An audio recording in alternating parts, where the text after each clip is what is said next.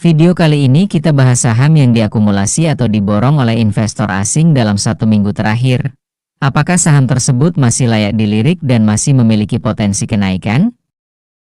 Saham pertama dengan net buy terbesar adalah saham BRMS atau Bumi Resources Minerals. Saham ini hanya dalam 1 minggu terakhir diborong oleh asing mencapai 737 miliar rupiah. Walaupun secara volume penjualan asing terlihat sudah melakukan net sell sekitar setengah dari barang yang sudah diakumulasi. Salah satu katalis yang membuat saham ini menarik adalah peningkatan laba bersihnya dari tahun ke tahun. Bahkan di kuartal 1 tahun 2025 berhasil mencetak growth 4 kali lipat dari kuartal 1 tahun 2024. Tetapi karena kenaikan saat ini sudah mencapai di atas 80% dari low pada saat sideways, maka sobat invest yang tertarik dengan saham BRMS dapat perhatikan area dekat di harga saat ini saja.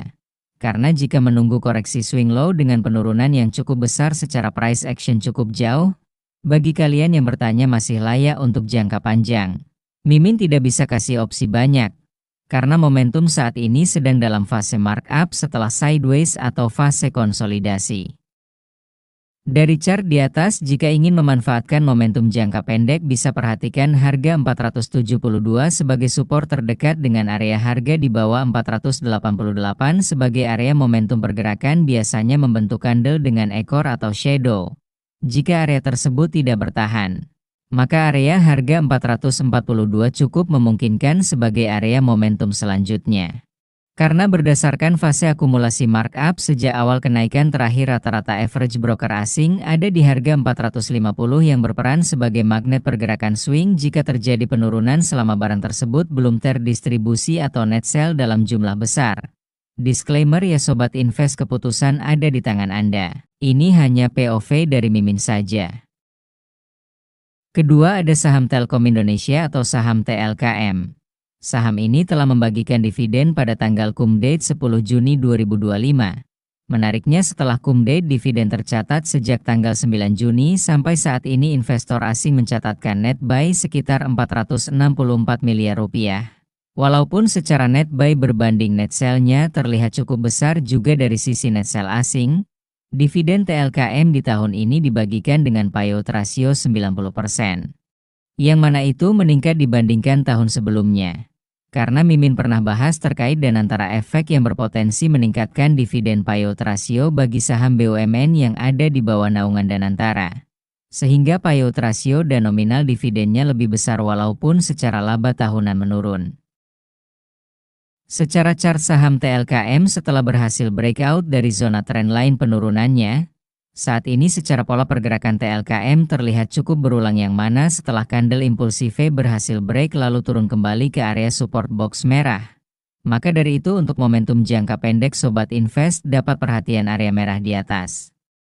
Tetapi jika kalian mencari area support pembelian dengan volume besar akumulasi investor asing, berdasarkan data akumulasi awal di bulan April terlihat harga average ada di 2680 ke bawah, yang berarti zona tersebut ada di area box merah pada gambar di atas. Sekali lagi Mimin tegaskan disclaimer dan lakukan riset serta analisa masing-masing ya sobat invest. Skenario pergerakan harga bagaimanapun bisa terjadi di market. Kita sebagai trader maupun investor hanya bisa bereaksi mengikuti pergerakan harga saham. Karena Mimin bukan peramal maka Mimin hanya bisa menganalisa dari pergerakan yang terjadi saat ini dan selalu pertimbangkan kinerja emiten ke depannya maupun sentimen serta news yang ada. Karena dana besar seperti investor asing tidak asal beli saham. Pasti selalu ada alasan mengapa mereka membeli dan mengakumulasi suatu saham. Maka kalian carilah sendiri alasan kenapa banyak dana besar masuk ke suatu saham. Ketiga ada saham BMRI atau saham Bank Mandiri. Tercatat net buy investor asing 1 minggu terakhir sebesar 400 miliar rupiah. Sama seperti saham-saham sebelumnya, di sini juga investor asing tercatat melakukan penjualan yang berarti investor asing pun jual beli saham atau trading sama seperti investor retail. Kinerja laba bersih BMRI tercatat berhasil growth setiap tahunnya. Terutama kita lihat laba bersih di kuartal 1 secara Q on Q mencatatkan growth dibandingkan tahun sebelumnya. Maka dari itu karena laba bersih BMRI berpotensi meningkat di tahun selanjutnya sehingga dapat berpengaruh terhadap potensi nominal dividen saham Bank Mandiri di tahun-tahun selanjutnya yang dapat meningkat dengan catatan kinerja growth dan dividen payout ratio di angka yang sama atau bahkan lebih besar. Setelah penurunan yang cukup dalam dan cukup panjang di saham BMRI, kenaikan dalam 1 bulan terakhir terlihat saham ini berhasil keluar dari zona downtrend tersebut. Untuk area resisten momentum jika akan naik terdekatnya ada di harga 5.250 Sobat Invest. Dan untuk resisten sebagai validasi jika berhasil breakout dan naik lebih tinggi untuk momentum swing high ada di harga 5.550 per lembar yang mana terlihat pola saat ini mulai menanjak dengan area support yang lebih tinggi secara trendline. Box merah di atas merupakan area momentum dengan volume terbesar saat kenaikan 1 bulan ke belakang yang dapat menjadi area demand.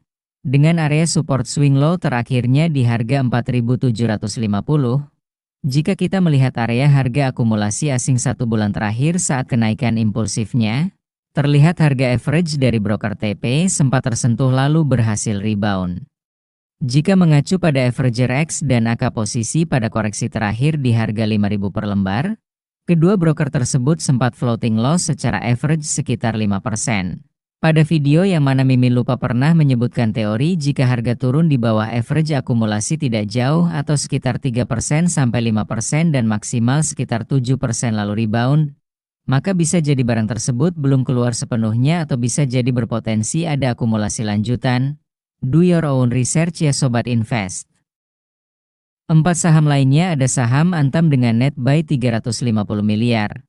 Lalu ada saham BBNI atau Bank BNI dengan net buy 153 miliar. Lalu ada saham Ratu dengan net buy 89 miliar. Dan ada saham Elsa atau Elnusa dengan net buy 62 miliar. Karena masih banyak ya Sobat Invest, maka Mimin coba persingkat saja pembahasannya dari segi pergerakan harganya saja oke.